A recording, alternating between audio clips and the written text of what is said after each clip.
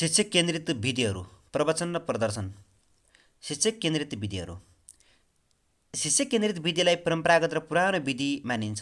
आज पनि शिक्षण सिकाइका शिक्षक केन्द्रित विधिहरू बढी प्रयोग हुने गरेको पाइन्छ। शिक्षण सिकाइमा शिक्षक केन्द्रित विधिहरू बढी प्रयोग हुने गरेको पाइन्छ। शिक्षक केन्द्रित विधिहरूमा शिक्षक बढी सक्रिय हुने तर विद्यार्थीहरू निष्क्रिय हुन्छन्। शिक्षक केन्द्रित विधिहरू। शिक्षक केन्द्रित विधिमा 3P हुन्छ, जसमा प्रेजेन्टेसन, प्र्याक्टिस, प्रोडक्सन, PPP रहेको छ। अब शिक्षक केन्द्रित विधिले शिक्षाले विविध गतिविधिको नेतृत्व गर्दछ र आवश्यक जानकारी प्रदान गर्दछ। शिक्षक केन्द्रितले सामान्यतया सिकाएको त्यो अवस्थालाई जनाउँछ जसमा शिक्षकले विद्यार्थीहरूले अध्ययन गर्ने सामग्री र अध्ययन गर्ने तरिकाहरूमाथि नियन्त्रण राख्दछन्। कहिले, कहाँ, कसरी, कुन गतिमा विद्यार्थीहरूले सिक्दछन् भन्ने कुराको नियन्त्रण पनि शिक्षक स्वयंले नै गर्दछन्। शिक्षण सिद्धान्तलाई 2 प्रमुख मापदण्डहरूको आधारमा 4 वर्गमा वर्गीकरण गर्न सकिन्छ। शिक्षक केन्द्रित दृष्टिकोण विरुद्ध विद्यार्थी केन्द्रित दृष्टिकोण। उच्च प्रविधि सामग्रीको प्रयोग विरुद्ध कम प्रविधि सामग्रीको प्रयोग।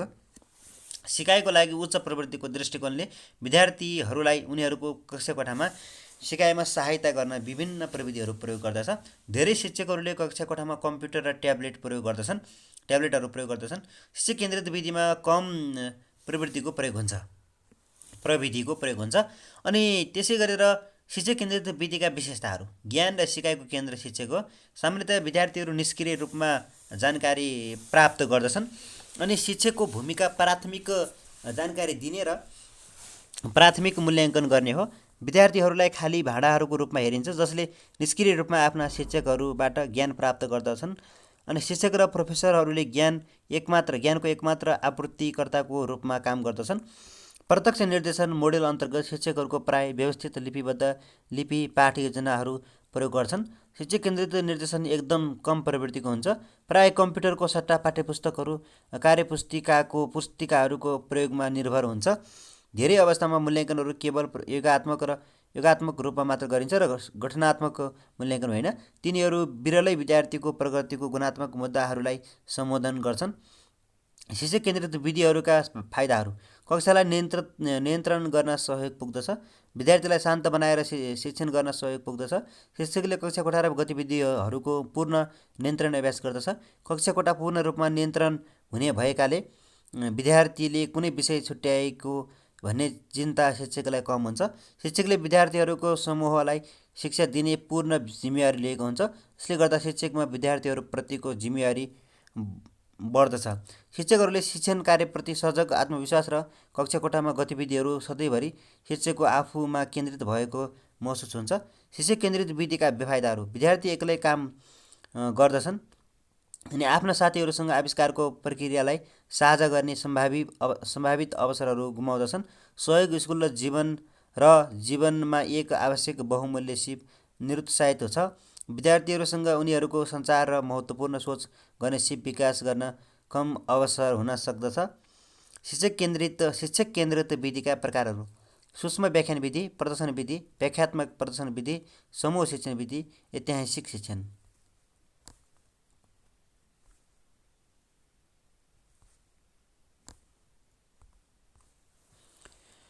व्याख्यान विधि कमा रहेको छ।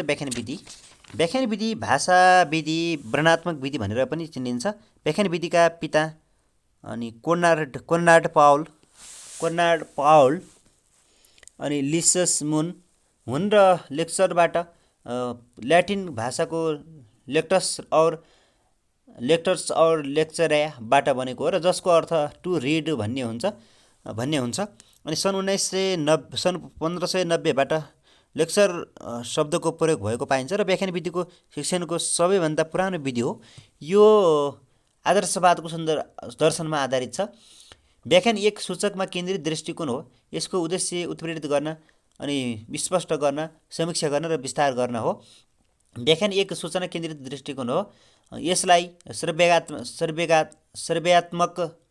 सर्वेयात्मक विधि भनिन्छ। यसको उद्देश्य उत्प्रेरित गर्न, स्पष्ट गर्न, समीक्षा गर्न र विस्तार गर्नु हो। व्याख्यानको संरचना, उद्देश्य, परिचय, मुख्य भाग, उदाहरण र छलफल, चित्रण, प्रश्न, निष्कर्ष। व्याख्यान विधि मुख्यतया संज्ञानात्मक उद्देश्यहरूमा केन्द्रित हुन्छ। व्याख्यान विधिका सिद्धान्तहरू। विद्यार्थीले सुनेर राम्रोसँग सिक्न सक्छ। Learning by listening.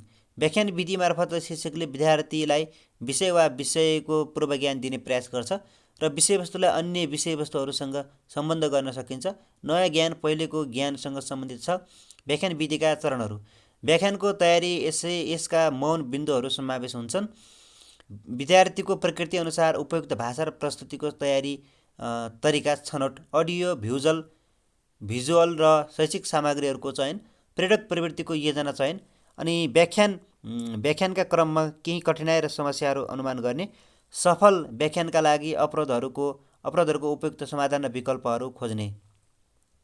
2 मा रहेको छ व्याख्यान परिचय। यस चरणमा शिक्षकले विषयवस्तुको छोटो व्याख्या प्रभावकारी तरिकाले गर्नुपर्दछ।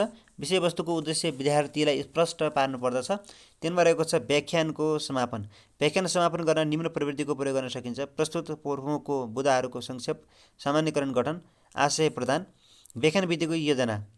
व्याख्यानको तयारी गर्नु पूर्व शिक्षकले मुख्य रूपले तलका 4 आधारभूत प्रश्नहरूको उत्तर दिन शिक्षक सक्षम हुनुपर्दछ।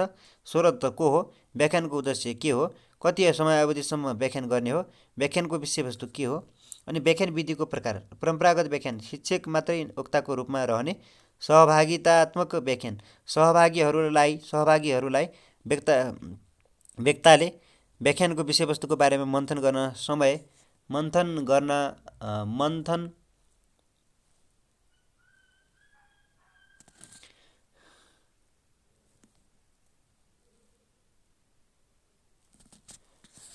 समय उपलब्ध गराउने र विषयवस्तुमा सामान्य धारणा बनाउन अवसर प्रदान गर्न।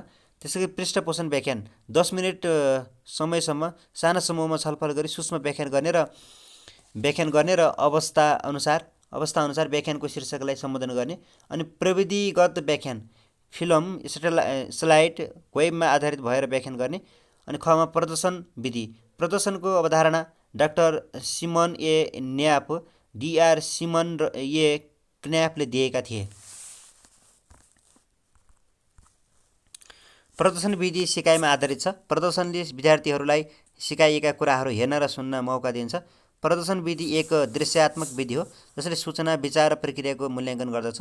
प्रदर्शन विधिमा शिक्षकका क्रियाकलापहरूलाई विद्यार्थीलाई निहाल्ने मौका प्रदान गर्दछ। प्रदर्शन विधि शिक्षणको एक यस्तो विधि हो जसले प्रयोगहरूको प्रदर्शन र व्याख्या गर्दछ। प्रदर्शन विधि प्रदर्शन गर्ने सिप हो र जसले निर्धारित विधिहरूले कसरी कार्य गर्दछ भनी प्रदर्शन गर्दछ। प्रदर्शन भनेको प्रमाण दिएर केही देखाउने कार्य हो।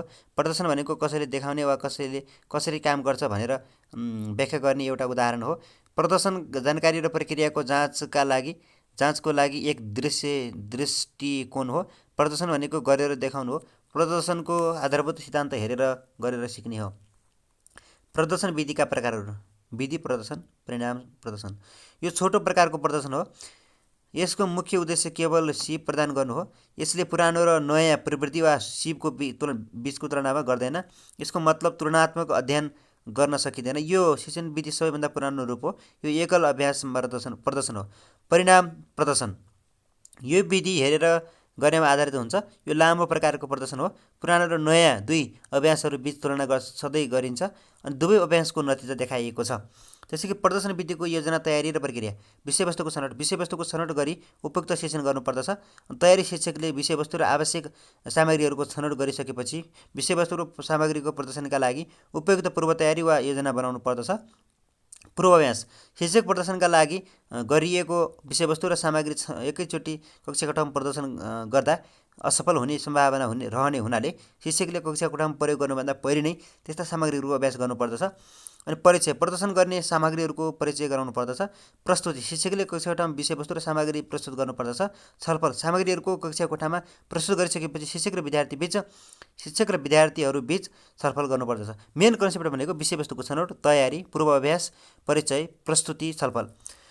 प्रदर्शन विधिलाई प्रभावकारी बनाउने उपायहरू।